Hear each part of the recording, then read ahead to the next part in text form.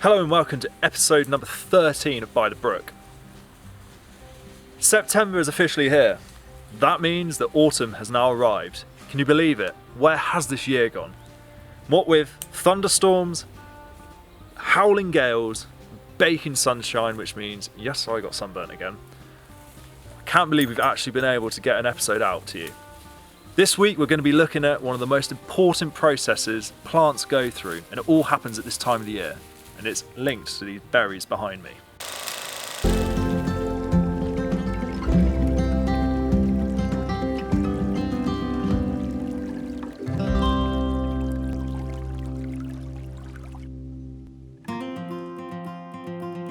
As summer draws to an end and autumn takes hold, we're beginning to see seasonal changes in the plants here on the farm. Leaves are slowly changing colour and beginning to fall in the wind, while hedgerows and orchards are filling with fruit. This is my favourite season, and it's perfect for nature lovers. A great thing to do on your autumnal walks are to look out for fungi, like this one. This is known as a chicken of the woods. Yes, that's really its name. They all have really weird and peculiar names to match their peculiar look. Granted, this is an exceptional example of a fungi. What you can see here is what's known as the fruiting body, or the mushroom. You've got to think of this like the tip of the iceberg. It's just what we can see. Buried deep in the wood and even the ground below is the rest of the main body of the fungi. The fruiting body's sole purpose is to spread spores, enabling the fungi to reproduce. So fungi are really hard to identify, and some of them can actually be very poisonous. So I wouldn't recommend going out and just picking any random fungi to eat. However, something that's far easier to identify and very tasty are blackberries.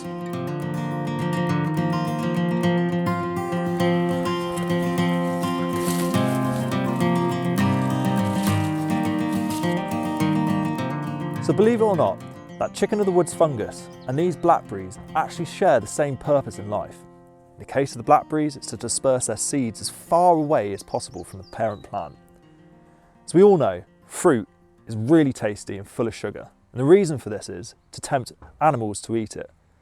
When the animals eat the fruit, the seeds buried deep within pass through the digestive system and are then deposited far away from the parent plant. If you find any animal poo at this time of the year, whether it's birds or badgers, it will be full of seeds and probably really dark in colour, thanks to eating lots of these blackberries.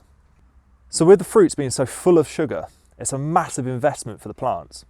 So plants won't give up their fruits until the seeds are ready for germination. Up until this point, fruit remains unripe. So in the case of the blackberries, they appear green or red, and they're also sour. So when the seeds are ready, the plant produces a gas known as ethene, and this ripens the fruit, making it far sweeter and darker, much more appetising for animals. So next time you're out picking blackberries, just remember how important they are for the life cycle of the plant. Turns out I'm not the only one who likes blackberries, but of course it's not just blackberry bushes that utilise their delicious fruit to transport seeds. Actually, all fruit producing plants do so for the exact same reason. From apples and pears to sloes and tomatoes, these juicy treats entice us and other animals to eat them in order to disperse their seeds. So obviously not all plants produce fruit, and they rely on different methods in order to disperse their seeds as far away as possible. Many produce burrs, which are spiky and stick to the fur of animals. Other fruits float and are taken away by the water. However, there are numerous incidences, particularly with trees, of winged seed pods, famously the sycamore, but also the ash. And these beautifully delicate seeds are able to be carried far and wide by the wind, thanks to their design. So how amazing is it that this single ash tree literally has tens of thousands of its own seeds, all of which can become brand new ash trees. And this is the prime objective of every single plant. That's to produce more seeds, to produce more offspring. Once it's done this, it will go through a set of processes to slowly shut down for winter. In particular, the leaves change colour and drop off, a key indicator of autumn. So we've attempted to successfully document the seasonal changes from spring through summer up until autumn. Like many of the trees around us, we are also going to be slowing down. We'll still be producing episodes, just maybe not quite so frequently. However, they will still be full of exciting content.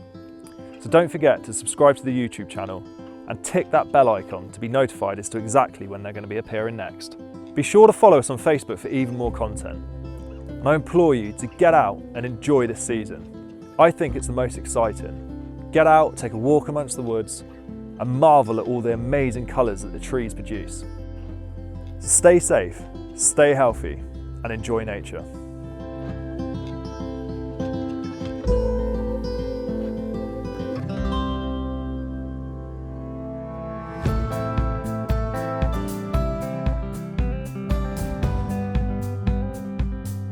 An amazing few weeks of wildlife everybody has had. John had an unusual encounter with an incredibly tame crow. Similarly, I made friends with a visiting racing pigeon. I was also delighted to find a frog in my DIY pond, as well as one on the farm.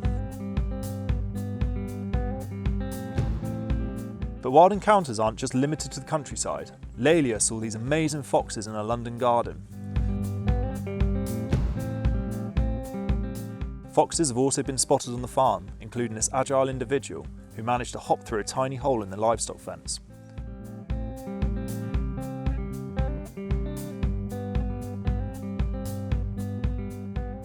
We've also seen our famously funny squirrels posing for the camera.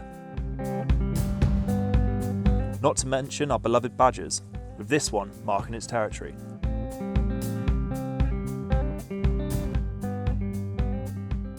The most exciting footage from this week, which I'll leave you with, is this glorious tawny owl.